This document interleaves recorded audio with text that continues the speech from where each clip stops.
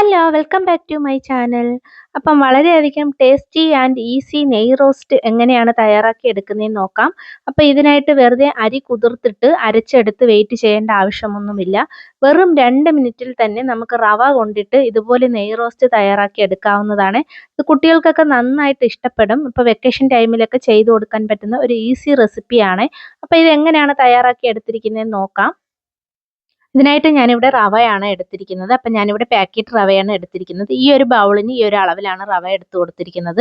ഇത് പ്രത്യേകിച്ച് ഞാൻ വറുത്തിട്ടൊന്നുമില്ല, അതുപോലെ തന്നെ എടുത്തു കൊടുത്തിരിക്കുകയാണ്.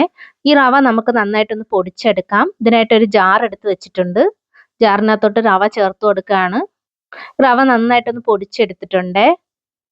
ഈ റവയുടെ അതേ അളവിൽ തന്നെ ചോറ് എടുത്തു കൊടുക്കുകയാണ്. ഇത് ചൂട് ചോറല്ല, നമുക്ക് ജാറിനകത്ത് ഇട്ട് കൊടുക്കുന്ന സമയത്ത് അരച്ചെടുക്കുന്ന പാകത്തിന് വേണം ചോറ് എടുക്കാനായിട്ട്.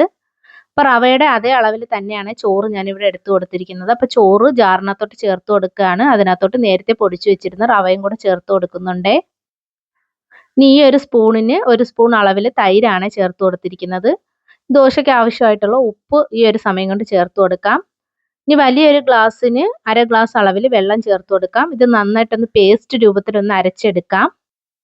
നമ്മൾ ദോശയ്ക്കൊക്കെ അരി കുതിർത്തിട്ട് അരച്ചെടുക്കുന്ന അതേ അളവിൽ വേണം അരച്ചെടുക്കാനായിട്ട്. അപ്പോൾ ഒരുപാട് കട്ടിയാകാനും പാടില്ല, അതുപോലെ തന്നെ ഒരുപാട് ലൂസായിട്ട് ഇരിക്കാനും പാടില്ല. ഇനി ജാറിനകത്തും കൂടെ സ്വല്പം വെള്ളം കൂടെ ചേർത്തിട്ട് അതും കൂടെ ഞാൻ ഇതിനകത്തോട്ട് ഒഴിച്ചു കൊടുത്തിട്ടുണ്ട്.